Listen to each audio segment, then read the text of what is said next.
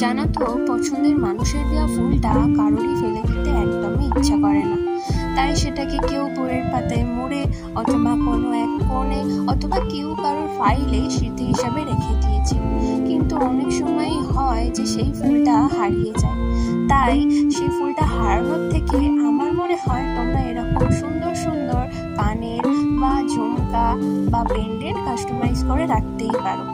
তোমাদের সেই ফুলগুলো তো হারিয়ে যাবে, কিন্তু সেই ফুল দিয়ে তৈরি করা এই সমস্ত জিনিস তোমাদের কাছে সব সময় রয়ে যাবে, যেটা কোনো দিন নষ্ট হবে না, আর তোমরা টোটালি ইউজ করতে পারবে সব সময়।